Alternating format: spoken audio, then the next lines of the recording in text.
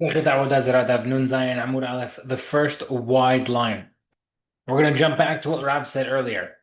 Gufa, we said earlier, Ma Rav held, Tinok ben yomo yosei ayin nesech, a 1 day old infant, goy, who touches wine makes a ayin nesech. The Gemara says, "Etev v'shimi b'chil Rav, halokeh, avdim min avdei chavim misham malav l'tablu."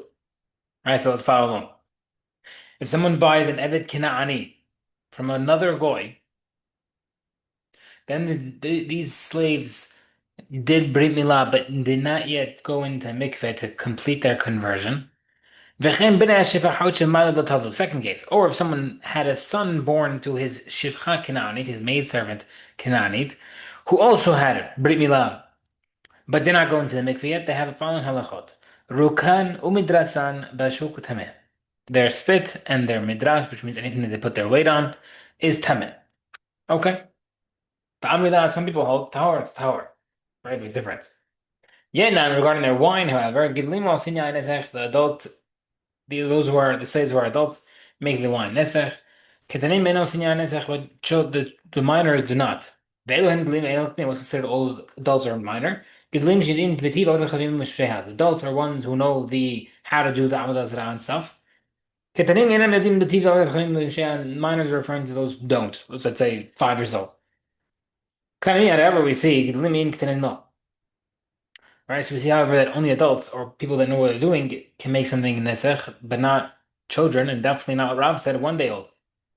Tomorrow says, "Tirgema abnei shevachot." We see that last part of the Braita refers to the wine is only referring to the sons of the maidservants, not the first half.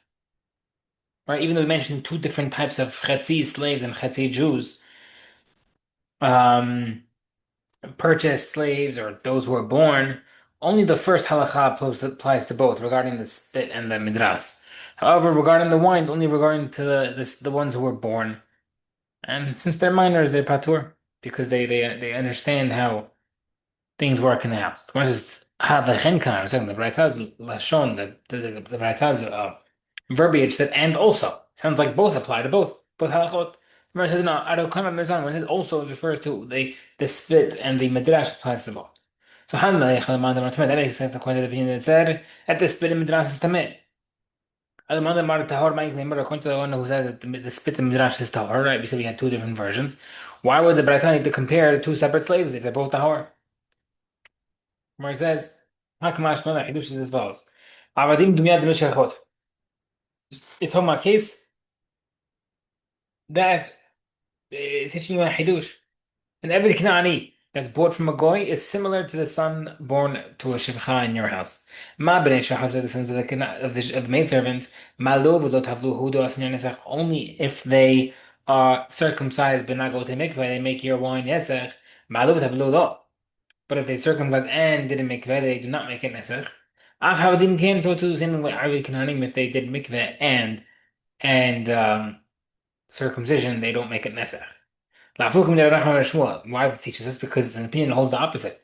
Rav Nachman Shmuel said, Rav says, someone buys a slave from another guy, even if they circumcised and they went into the mikveh, technically they're converted. However, they still make wine nesach until they forget their avodah zarah, until it leaves them. So therefore, our Braita teaches you kamash malan delo. So our Braita teaches that it doesn't work like that immediately. They don't make your wine nesach. Kufa, we said Amar Nachman Shmuel, okay, how many Nachman Shal Pishay Malu B'Tablu, Asinya Nezach Shtekam Rahim B'Pem. We said that according to the Nachman, if they touch wine it makes nesach until it leaves them. The Gemara says Vekama. How long is that? The Gemara says Amar Rabbi Shimon Levi, Ad Shnei Masar Chodesh, full year, 12 months. After that, their wine is not nesach. Etzir Bada Nachman. Someone buys an every Kinaani from another goy, and the slaves had a brit milah, but not mikveh. V'chem b'nei hashivachot shemalu b'tavu, also regarding the maidservants, sons as well. Rukam midrasan bashu tameh, the spit and the midrash are tameh. Ta'amilat tahor, some people say tahor. Okay. Yenan regarding the wine, gizulim asinyain nesech, very similar format. The adults make it wine. Nesech ktanim eno sinyan nesech. The minors don't. The Elohim glim elektanim. What's the difference? Glim injin tzir v'techavim shmesheya. Same shit, right? That's the difference between adults and children. Adults know what they're doing regarding Avodah Zarah. Children don't. Kind of Miyad the Brayta, however, says, "Ma'alu Tavlu'in." Only slaves who circumcise but not to make it nesach, which means Ma'alu Tavlu. But if they did both Brit Milah and mikveh, they would not make it tameh. Question against Rav Nachman that says that you have to wait a year. Gemara says no. Same exact format as before. No, it's only referring to the sons of the maidservants. That's what we're leaning in there because they were born into it. Gemara says the Braita says that if you bought also, so like both apply to both. Gemara says no. Arukam the son that refers to both the spit and the midrash applies to both. The same question as before, but that makes sense according to the opinion that says in the version it says that it was tameh. Element Marta Hor making more coin holes more what would be the comparison. The more something that Kamash teach you.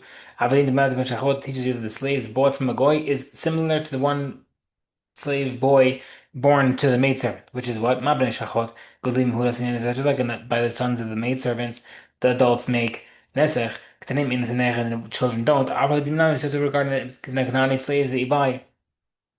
Gitlino sin na nesach ktanim in zamei for the adults make it nesach and not the children. Afuku d'Rav excludes Rav halachah. Rav holds tino benyon will after nesach kamash landelo. We hold that a child, even 1 day old, so it teaches you know only if it's adult, only if the kid knows what he's doing. Alright, so we put on Rav to exclude Rav Nachman and we put Rav Nachman to exclude Rav. Okay, over the habit Mahuza was a certain store in Mahuza. After Abed Chavim Ayil the guy went to a Jew's store. Amar told the storekeeper. Amru, idlechu hamra lebadun. Do you have any wine for sale? Amru said no. Havi atif hamra b'duli. But then the guy noticed that there was wine in the bucket. Shadeh beyadeh shishechta. He stuck his hand into the wine and it moved it, right? So one of the way they could do libations for Avodah Zarah, Yain Ezra, is by moving the wine physically with their hand, not just pouring it. So he stuck his hand into the bucket and he said, Amarle, who, Hai Lab Hamra, was not wine? So the question is, the storekeeper grabbed the bucket and threw it into a cask of wine, right? In anger, like he got caught. Now the problem is, is this cask mutar? The guy stuck his hand to the bucket. Maybe he didn't have an intention to make it nesech. Maybe it was just to fact check the fact that you said it's not wine. Or maybe it's make a difference when it says Shari Ravalar is a Rabba says you could sell it to a goy, which means it's not you can't drink it, but it's not a source of benefit. They argue on him. Now forget Shu put it the messengers of Rabba went out with the announcement that the wine is mutar, but now Keshi put it Ravhuna, their messengers said no, it's asur. Later on, Rav Huna went to the son of Nachman went to Mahuza. Rava told his attendant, his assistant, Rabbi Akim, Tirok Gale, lock the doors. Lo netu inch people don't come bother us. I don't want Rav Huna to argue against me again. Allah Gabe Rav Huna made his way through and he got in. The attendant didn't want to hold him out. Amar Rav Huna said to Rava, Ki hagavna in the case of the guy stuck his hand in the wine and he put it into the cask, obviously no intention for making it nesech. What's the halacha? Amar Rava said, Asur afiban it's asur even for benefit. Gemara then Rav Huna said, Ha'amar huda amar shishech en osiyah nesech. 1 second, but you said previously that if you the guy shook the wine, not for libation intentions, it does not make it nesech. How does that make sense? So Emar Damar Anna, he says, no, maybe you thought that I said that you could sell the wine, lebar made the meda humra. I meant when I said that the guy could sell the wine in the cask, it doesn't mean that all the wine. I just meant that the wine except for the wine that was thrown in from the bucket. Rabbi said the guy stuck his hand in the bucket, the storekeeper got annoyed and threw the bucket inside the cask. So let's say there was a gallon in the bucket and the cask is 299 gallons and they have 300 gallons, for argument's sake, you could sell 299, but you can't sell that full 300 because you have to kish that. Can't benefit from that. But I never said that you could sell that wine that was touched, right? So Rava kind of backtracked it from what he initially held because he realized Rav Huna was there and Rav Huna argued. Rava says, when I came to Pudita, Nahmani, which is referring to Abaye, he kept on attacking me with halachot of Amoraim, and a Braita that showed that the wine in the bucket is actually a for benefit.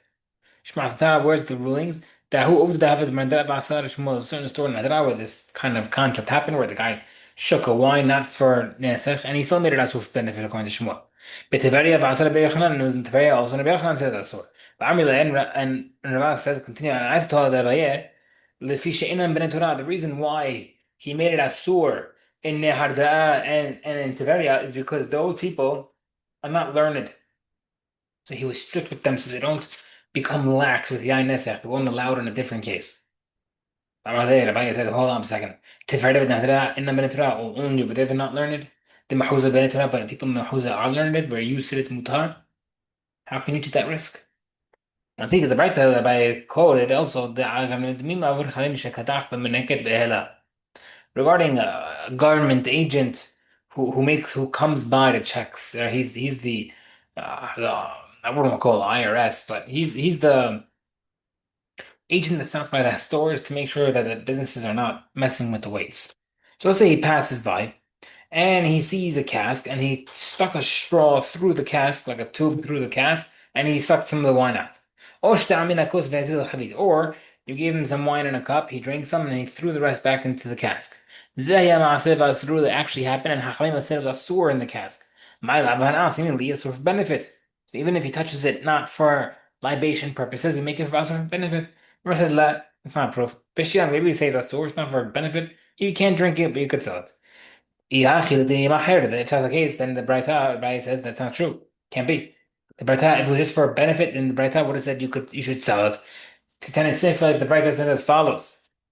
The second part of the Braita says, Haram Oved Kochavim Sheheshit Yadullah Habit Kasavur Shemanahi. If there was a story about a Majnun case goy who stuck his hand into a cask thinking it was oil, then essentially it actually was wine.